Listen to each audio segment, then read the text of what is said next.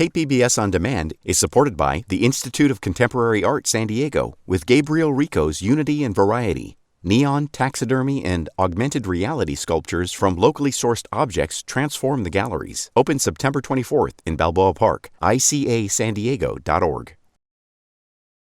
Your wedding video might have been made by the director of Marvel's Shang-Chi. I did a lot of wedding videos in order to just pay the bills. So you're telling me there are people out there with wedding videos that they can say were directed by the director of the latest Marvel film? Yeah, there are. There's quite a few. That's right, Destin Cretton might have shot your wedding video. We'll find out more about this fast-rising filmmaker as we delve into his origin story. Welcome back to another edition of listener-supported KPBS Cinema Junkie. I'm Beth Accomando, and today I talk with an old friend. This month, Cinema Junkie looks to Asians on screen and behind the camera. For part one, I speak with filmmaker Destin Cretton, who burst on the indie scene with Short Term 12 and has just helmed Marvel's first Asian superhero film, Shang-Chi and the Legend of the Ten Rings. For part two, I'll be speaking with Brian Hu of the San Diego Asian Film Festival to look at the long cinematic journey to get from stereotypes of Fu Manchu, Charlie Chan, and Oriental exoticism to Shang-Chi. But right now, I get to speak to Destin Cretton, who I met almost 2 decades ago when he was a student and didn't even look to filmmaking as a hobby yet. But before we do that, I need to take one quick break. And to take us into the break with a Share Your Addiction is my friend from Wales, Aled Llewellyn.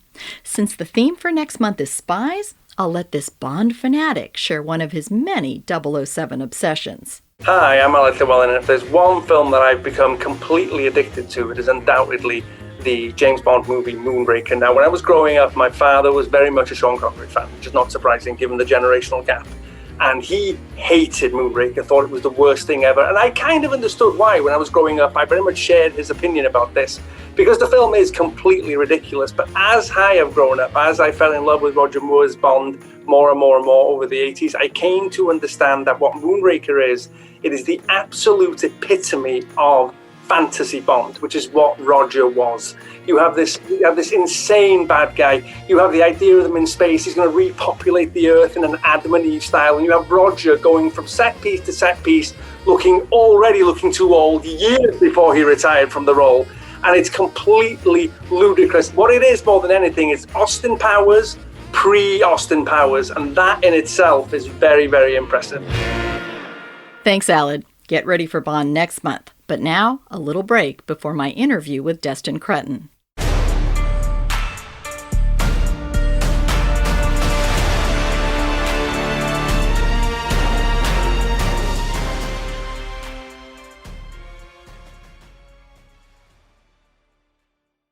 KPBS On Demand is supported by Right On Communications is an established PR agency with 24 years of experience developing strategies for national and international client partners, offering integrated communication solutions for your next campaign. RightOnCom.com. Welcome back to Cinema Junkie. Before we dive in, I just wanted to note that there's some colorful language in this episode, so if you have kids around, you might want to save this one for later. Anyway, I met Destin Cretton 20 years ago at a student film festival I used to run called Film School Confidential. Then I had the pleasure of showcasing his student work at the festival, starting in 2002 with Long Branch, a suburban parable, and continuing with Bartholomew's Song, a dystopian sci-fi film.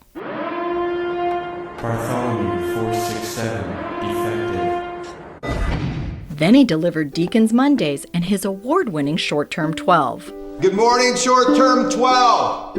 10 minutes to line up for breakfast. With each film, he tried something new, but he always displayed a compassion and empathy for his characters as they struggled to find connections and a place in the world. Through the Student Festival, I had the opportunity to watch him grow and mature as both a person and a filmmaker. But he always displayed a careful thoughtfulness, and this interview provides insights into his creative process in ways that can be helpful to any filmmaker. We talk about community, challenging oneself as an artist, and of course, about Shang-Chi. So it's not often I get to say that I was there when a filmmaker's career began, but I can say that about Destin. I mean, you can say that you were there before I even knew that I could do it as a hobby. It was Film School Confidential. We were watching Greg Durbin's short film, and that was before I had done anything. So you and everything you've done in San Diego has been a huge inspiration for me. Well, I was going to say, what was it that really made you decide that you were hooked on filmmaking, that this was something you really had to do? I remember the first time that I did a short film that was this little black and white silent movie shot on Super 8, and I showed it to my class, and it was the first time that I experienced that buzz and anxiety that comes with exposing yourself to an audience. It was also the first time that I got to see the response from that audience. And the entire process of making a collaborative piece of art and then watching that piece of art interact with an audience, that was so energizing to me. That happened in film school. It was actually just before I came down and came to your Film School Confidential, but I had already been hooked on the process of filmmaking. What I'm hooked on has nothing to do with awards, film festivals, buzz of a movie I'm working on. It really is such a pure, fulfilling process to work on collaborative art pieces like this. It's really been a delight and a thrill to see you evolve through your student shorts and early independent films. And since you're doing a Marvel origin film right now, Shang-Chi and the Legend of the Ten Rings, I thought maybe we could do a little of your origin story. Ooh. And kind of go back into your early roots of filmmaking. But one thing I noticed from seeing all your student films and watching you progress, even though you worked in a lot of different genres and the styles were a little different, the one thing that really linked all your films was this thematic sense of community. 10 minutes to line up for breakfast. We have waffles today. Oh, the waffles are pretty good here. Nice. Hey, Natalia, do we have anything for Jaden? I made her a cupcake. It's in the fridge. And that always seemed to be something that drove your storytelling. And I was wondering what it was about that kind of attracted you or made you kind of keep that thread running. I was actually just having a conversation with somebody recently about what San Diego meant to me and what that time there meant to me. I lived there for 10 years after living the first 20 years of my life on Maui in the middle of the Pacific. And San Diego for me was exactly that. It was a community of people who I really felt safe around. I felt supported to explore and take chances and really find out what I wanted to do, what kind of stories I wanted to tell. And I actually tried going to LA a little earlier, and the pace of it, the big money that's surrounding the industry, all of that was, truthfully, it was just terrifying. My heart was in my throat. It didn't feel fun. It was just scary. And I decided I couldn't move to LA. I thought I would never move to LA. So I went back to San Diego and decided to make movies there. And I have a tendency to isolate myself. If left to my own devices, I will become a bit of a hermit. But I also know that's not healthy for me. I get in my head too much. I start overthinking things. I stop creating. I start feeling like the world is doomed and there's no point in anything, and I just sit in my bed. So for me, active community has been something that has kept me going and kept me healthy. And I mean, I'm not planning to put it into each of my projects, but even Shang-Chi, every project that I've done, I've used it to process through things that I am thinking about or going through, emotions that I'm dealing with. Throughout the writing process, typically one of the answers to these problems has something to do with community, has something to do with finding stability or love or getting back on your feet by holding the hand of somebody else and walking through shit together. So I suppose that's where that theme kind of comes from. Now, in addition to the narrative shorts that you did, you also did some documentary work. You did Born Without Arms and Drakmar. On the high noble purpose, our whole goal is to, as closely as possible, recreate medieval life in all of its facets. Some people just were born in the wrong time. What did you learn from working in documentary? I learned a ton from doing documentaries, and not only those documentaries, but also I did a lot of wedding videos in order to just pay the bills.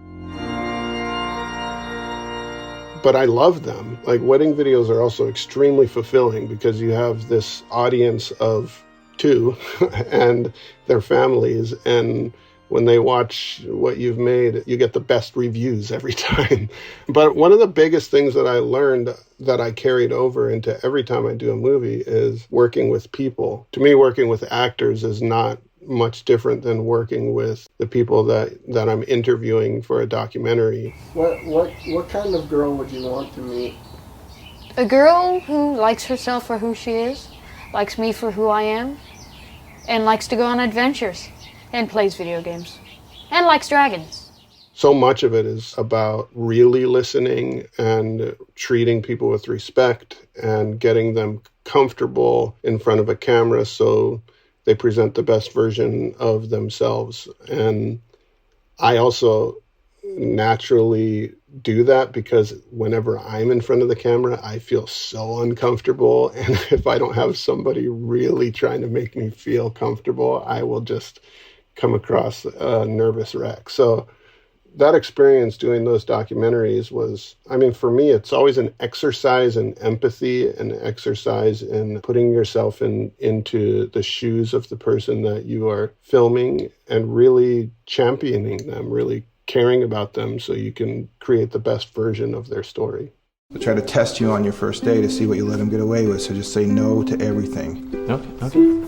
No, I think the short film of yours that was most exciting was Short Term 12, and you did a blog for me when you were at Sundance. Right now I'm walking in the snow in Park City.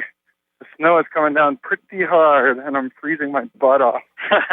In fact, you went off the grid for a while, and I was worried what happened, and it turned out you had won.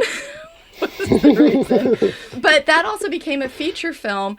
Talk a little bit about the origins of that story, because this is something that's very personal to you and that you drew on your own life for. Yeah, one of the jobs that I worked right when I was out of college was working at a group home for at-risk teenagers in southern San Diego. And it was a very impactful experience for me. I worked there for 2 years, and it was one of those experiences that just really opened my eyes to the harsh reality of the world and the harsh reality that a lot of people, young men and women, are living through. It also really opened my eyes to how deeply we can impact each other as humans, whether you're a family member by blood or just somebody who has the power to lift someone up or hurt them because they really look up to you. And so that experience stayed with me after I left that job and went to film school. And after 3 years at San Diego State grad school, I was trying to figure out what to do for my thesis project. And I was looking through my old journals from the time that I was working there. And that's where that story came from. Fuck that Kenny, man. I don't do what I'm told. I'm from a punk that get this cake from the last bag that he sold. So don't call me son, cause you ain't my fucking pop. I don't give a fucking shit if you had sex with my mom. And you can't afford to be the father that you swore to be. Never supported me, wish moms aborted me. But it's alright that you was missing in action. I think I could get used to not getting my ass kicked. I'm living in havoc, and it's your fault, asshole, I'm the way that I am. And it's your fault, asshole, that I'm only 5'10". And it's your fault, asshole, that I'm stuck in here. One day I'll run away and show up at Cheers and have a round with all the clowns that know my name and sing da da da da da da. That's really good. I like that Cheers part. Yeah, it's tight, huh? Da da da da da da. Yeah, it's tight. Thanks. And in translating it to the big screen, you decided to also change the gender of the character. You had a male character in the short, and then it became a female lead for the feature. Short Term 12, this is Grace. Remember, you're not their parent, you're not their therapist. You are here to create a safe environment, and that's it. Got it. Luis, you better be up. So this is how it's gonna be? I just find that interesting because, this is such a very personal story. What made you decide to kind of do that switch and maybe get a slightly different perspective on those experiences? There's no strategy behind anything that I do, except like when something's not working, just give it a big shake until I can start moving again. I tried initially to just do a straight adaptation of the short film into a feature with all the same characters. But that wasn't the intention. When I made the short film, I didn't know I would even finish the short film. So it just wasn't working. And I have 3 sisters, and I was talking to them about some of the issues of, residual effects from family situations and how we are dealing with it. And my supervisor when I was working at this place was a female supervisor who I really looked up to. I decided to change the main character to that point of view, which was a new challenge for me, a new exercise in empathy and trying to put myself into another person's shoes. Jack, I'm sorry. Please cancel the pass until we figure this out, because I know her and I know that things are not good at home. And how do you know that? Because she read you a children's story? Don't fuck with me, Jack. I am on the floor every day with those kids, and last night, that girl sat next to me and she cried and she tried to tell me the only way that she knew how. Grace, you are a line staff. It's not your job to interpret tears. That's what our trained therapists are here for. Then your trained therapists don't know shit. It's also still a huge reflection of myself is put into that character too. I see so much of my own anxieties and hopes and dreams and fears wrapped up in the Grace character and a lot of the characters in that movie.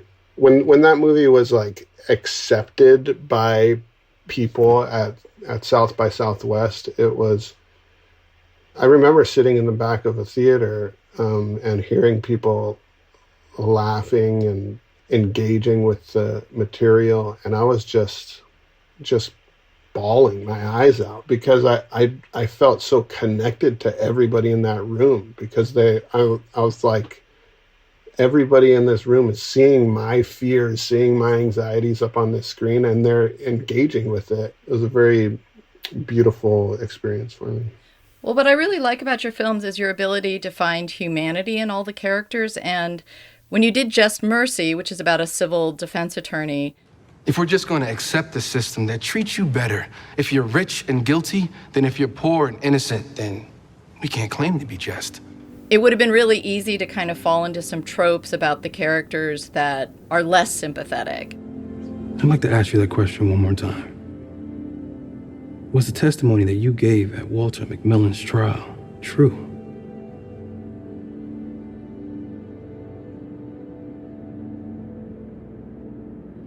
No, sir.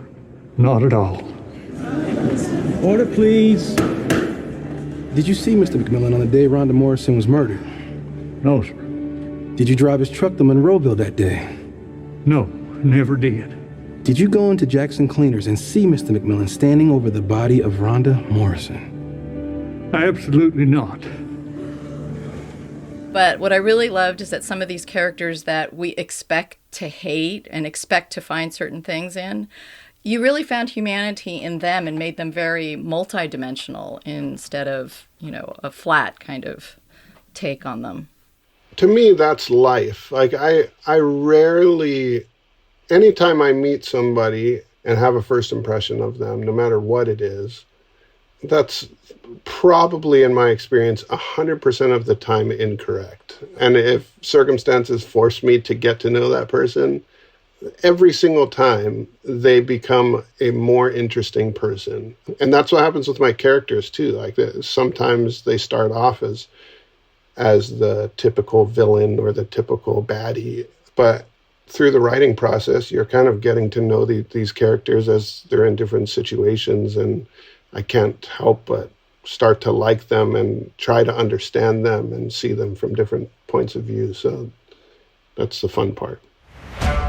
You are now working on a Marvel film, Shang-Chi, and comic books tend to draw heroes and villains in slightly more black and white kind of dimensions, but I feel like after Black Panther, we've seen this sense of like, no, they don't necessarily have to be clearly divided into heroes and villains. So what, from that kind of a background that you're bringing to the film, how did that play out in this universe of, comic book characters and superheroes? For me, this movie is, emotionally, it's not that different of a process than any movie that I've done before. What I love about Marvel and working for them, and I think it's the reason why people keep going back to Marvel movies, is because they deeply care about these characters, and they don't see them as heightened superheroes who are on another level. They see them as people, and they want to explore their emotionality, and they want to explore their relationships and make them relatable to us. And when you watch this movie, I think people will be maybe surprised by how much they can relate to even the villain of our movie. That's not to say people would be doing the things that the villain does in response to his pain, but I think you get enough context to why he's doing these things that it's easy to relate to him as a person. I trained you. So the most dangerous people in the world couldn't kill you. Son, it's time for you to take your place by my side. That was Tony Leung in Shang-Chi and the Legend of the Ten Rings. I need to take one more break, and then I'll be back with Destin Cretton to talk more about his Marvel film. And to take us into the break, here's Gary Dexter, who'll be joining me next month to share his passion for spy movies, from the fantasy world of James Bond to the gritty realism of John le Carré. He has a cold turkey to share. He wants some haters to stop hating this Bond film right now. So my name's Gary Dexter. Question: why do James Bond fans hate Quantum of Solace with the vehemence that they do? Sure, it's not a perfect film, and it can't hold a candle to Casino Royale, one of the very, very best films in the franchise. But it was written during a writer's strike, and even not considering that, it's a really pretty solid entry. There are some far worse films. Moonraker, Die Another Day, I'm Looking at You. And the pre-title sequence is so intense that you pretty much need a Valium and a little lie down after that thing's done. Then the immediate post-sequence is also incredibly intense. It's not great, it's not perfect, but it's a much, much better entry in the franchise than people give it credit for. It has some really strong performances, some fantastic action sequences. The DP is very, very good, and Craig is as reliable as we know him to be now. So again, look at it with a more open mind, please. Thanks, Gary. I can't wait to discuss more Bond films with you next month. Now sit tight for a quick break, and I'll be right back.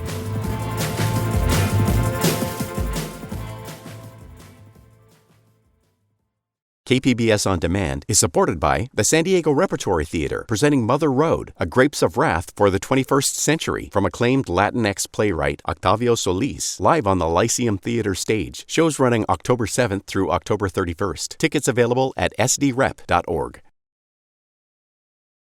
I'm back with filmmaker Destin Cretton, who talks about the transition from working on short films and small indie projects to helming one of Marvel Studios' tentpole summer releases.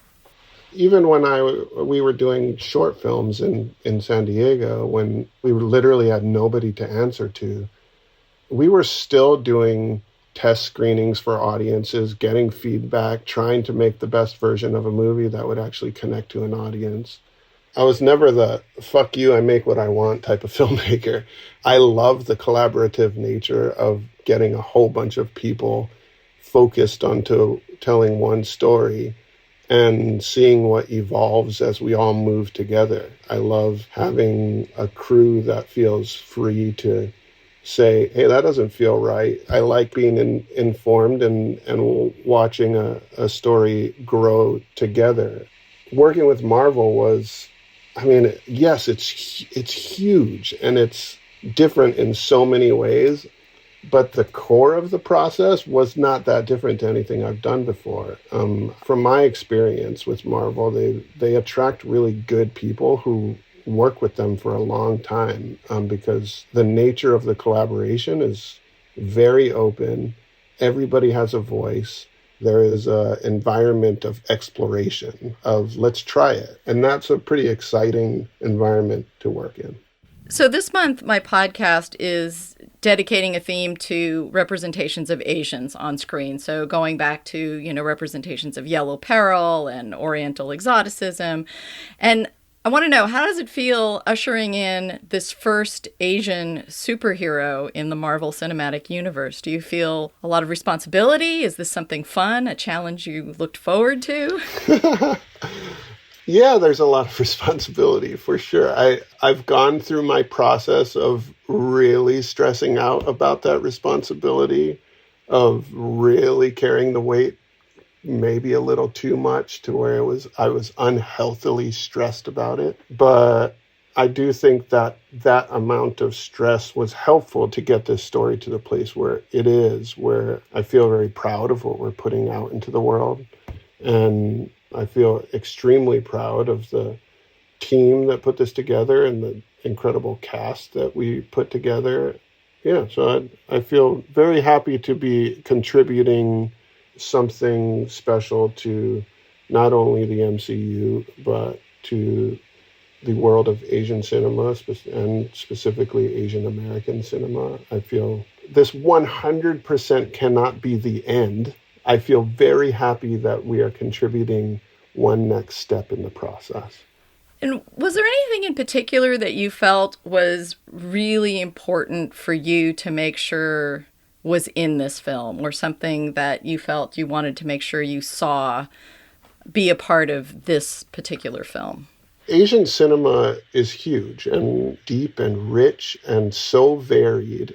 Asian American cinema is a lot smaller of a scope. And particularly the cinema that kind of has broken through in the past and gotten past just the Asian or Asian American market, and has been movies that I love and grew up on. Jackie Chan movies, Jet Li movies, Donnie Yen and the Ip Man series. Of course, I mean, it all started with Bruce Lee when I was a kid. He's unstoppable, unbeatable, unbelievable. He's Bruce Lee, the master of karate, kung fu, delivering the Chinese connection. All of that is so special and made me so proud to be of Asian descent. But there also became a point where there wasn't enough variety to give other aspects to the Asian experience. Not all of us are speaking broken English and coming from China or Asia, and there wasn't a lot of just Asian American representation that felt like my friends, that felt like me. And so we wanted to contribute that to the MCU. We wanted our Shang-Chi to really feel like me and my friends and be relatable to anybody who is American, whether you're Asian American or whatever ethnicity you are.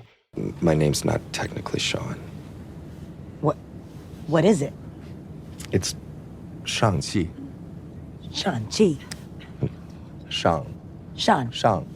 S-H-A-N-G. Shang. Shang? Yeah.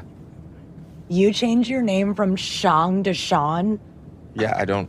I wonder how your father found you. I was 15 years old, all right? What is your name change logic? You going into hiding and your name is Michael, you want to change it to Michael.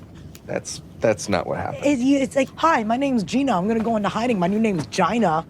And then we also wanted to make sure that each of the characters in this movie were not furthering stereotypes that have been continually revamped over the years. And I feel very happy about that every character in this movie, there's a lot of Asian faces.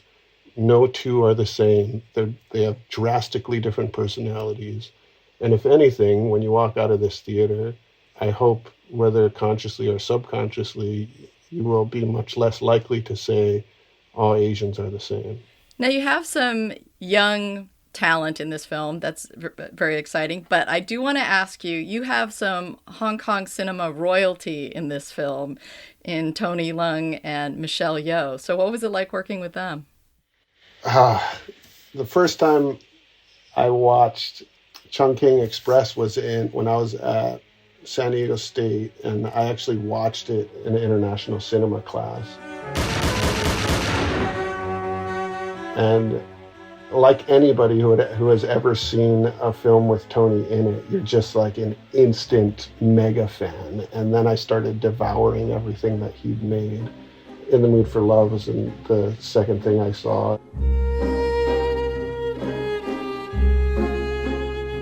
He's just been a legend in my head ever since then. So when we were first discussing who to go out for the role of Shang-Chi's dad, the truth is that we were up against a lot with this character because he, in the comics, there's a lot of baggage around him. Initially in the comics, Shang-Chi's dad was a problematic character named Fu Manchu, who was in a lot of ways just an epitome of an Asian stereotype. And we wanted to break all of those things. So when we were first talking about who to cast for this, the first person I said was Tony Leung. The next thing I said was, but there's no way we're going to get him.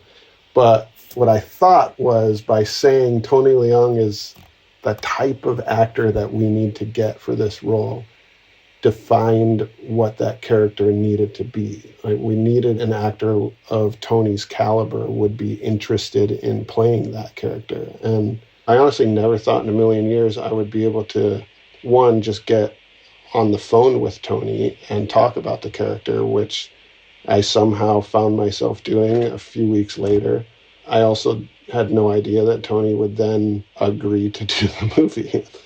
The conversation I had with him was actually very candid and open, and we started talking about family, and we started talking about relationships, and that was kind of our window into this character and who he is, and how, even though he is technically the villain of our movie and he does do some very bad things, we talked about that the root of those bad things is love. It's misguided love. It's the pain that comes from losing somebody that you love, and the lashing out that comes from that. But Tony is like, I mean, nobody could have been more of a legend in my head. Working with him made him even more of a legend. He did not disappoint. I just instantly saw why he's so good, because he works 3 times harder than everybody else on set. I mean, he is at the level where he could just escape into his trailer and come out for one take and then be like, peace out, I'm gone. But he's the type of actor who, as soon as we have the cameras up, he is there. He has his chair put right next to the camera. He never goes back to his trailer. He's never on his phone. And he sits and he watches everything that people are doing as we're setting up the camera for sometimes 2-3 hours. He'll just sit and watch what our shots are, what we're planning.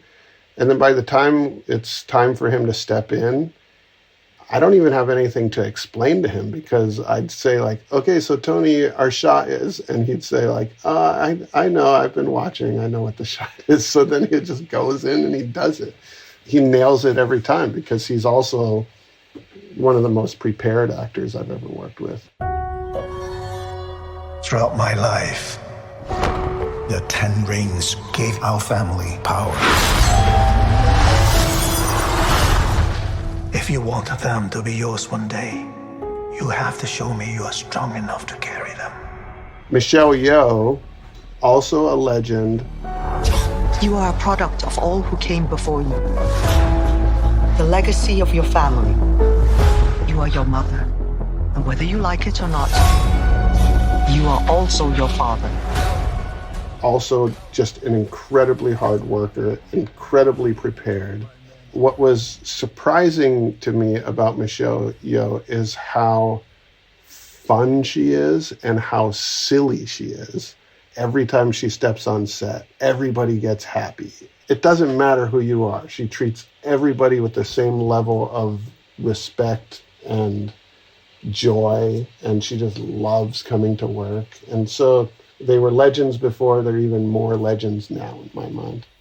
And I noticed that you brought Joel P. West on board for the music, and he's someone you started working with very early on and have kind of like brought along on a number of your films. Yeah, Joel came on and did an incredible score for us from the time that we were still in script phase.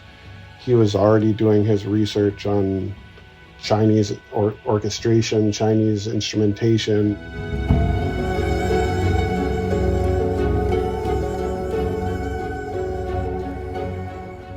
Trying to find the balance between something that is clearly of the Marvel universe, but also something that is inspired by Chinese and Asian compositions throughout the years.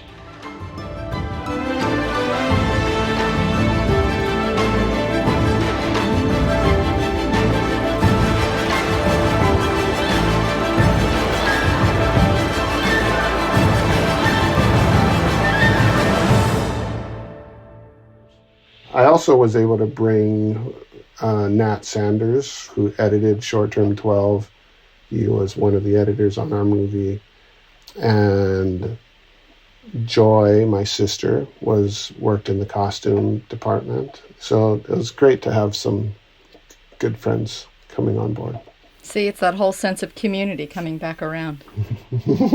As a huge fan of like Hong Kong action films, what was it like creating some of the action scenes in this? Because that's always a highlight for me in some of these films. If that's a highlight for you, you're going to love this movie, Beth. It's really special. You have the wrong guy. Does he look like he can fight? Come on, bro.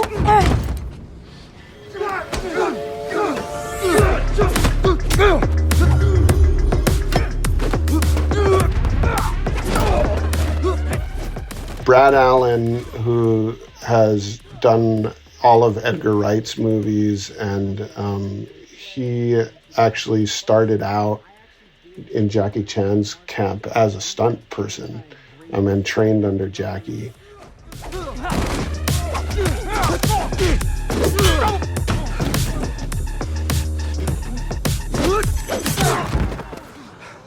His number one priority, which he literally was stressing out about getting it right, was to get the real Chinese martial arts right and to put together a team of the best people that we could get to make that happen. And each choreographer that he put together were specifically designed for the sequence that and the style of the sequence that we created. So you'll see sequences that will be very reminiscent of Jackie Chan film and that style of choreography. You'll also see sequences that are more inspired by Jet Li's Tai Chi Master or reminiscent of Crouching Tiger.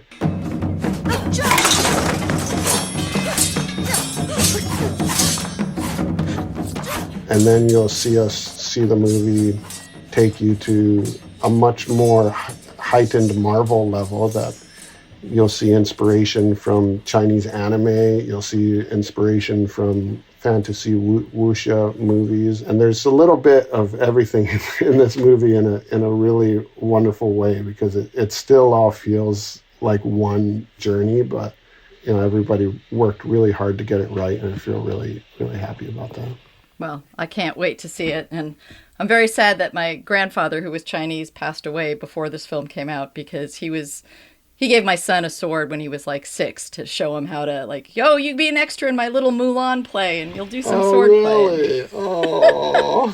So he would have loved this, I know. Well, for one last question, I saw that you have like a lot of TV projects coming up, and I was just curious, what kind of things about television attracts you, and what do you feel you might be able to do different in that kind of a format than you can do in feature films? I mean, I just like changing it up a bit, you know, and I love working in features, but I'm very curious about working in TV and being able to watch characters grow and evolve past the 2-hour mark. I've only been able to track characters for about 2 hours, you know, and so to be able to, you know, if Short Term 12 became a TV show and I'd be able to continue to track Grace and Mason's story and see where they go, and I would find that to be very fulfilling. So there is something about the television creative process that is very alluring to me. But that's definitely not to say I'm going to stop doing features, because I love it. And I also noticed you had a few directing consulting credits on some short films. And I'm just curious if you kind of take very seriously this notion of kind of mentoring other filmmakers and, you know, extending that sense of community to younger filmmakers coming into the business. Yeah, I do. I didn't really have very many mentors, but the people who believed in me, you were on this list, Beth, but the number of people who believed in me when I didn't really have a ton to show for it, but there, you know, there's people like you who just champion people who are passionate, whether the talent is there yet or not. I think it's so important to have champions who are just saying, yeah, go for it. And I do think that there are more people like me who maybe need, you know, I was pretty shy. I was not the go-getter type of person who's going to just knock down walls in order to break into an industry. I was like running from the industry. That's why I stayed in San Diego for so long. But I think it's really important for the vibrancy of our industry, particularly with all the changes that are happening. And I think for us to stay relevant and stay vibrant, I think we need to introduce as many new voices as possible and start telling stories that really represent the world that we live in. So I do think mentorship is a big part of that process, and helping to usher people into this crazy industry and allow them to tell stories that I could never tell, because it's just not my experience. Well, I'm glad what I did helped, but I have to say your talent was quite readily visible from early on, so someone else would have noticed it and championed it at some point. I want to thank you so much for talking to me. It's been so great catching up with you. Like I said, it's been 20 years almost, and I feel like that's a crazy amount of time. It really is, isn't it? And you've done so much. Well, you have too, Beth. Thank you so much for everything that you do for the community. That wraps up another edition of KPBS listener-supported Cinema Junkie. It was such a joy to reconnect with Destin Cretton and to find that while he's excelled as a filmmaker and found great success, he's still the same sweet, thoughtful guy I met 2 decades ago. And all this talk about Asian families and community has inspired me to turn to some of my Chinese grandfather's recipes for this month's Geeky Gourmet videos.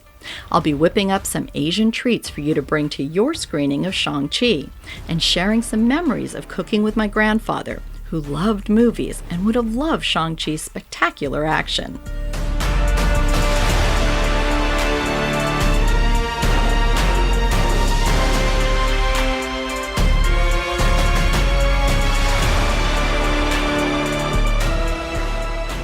I'd like to acknowledge the community that makes Cinema Junkie happen. Podcast coordinator Kinsey Moreland, technical director Rebecca Chacon, and director of sound design Emily Jankowski.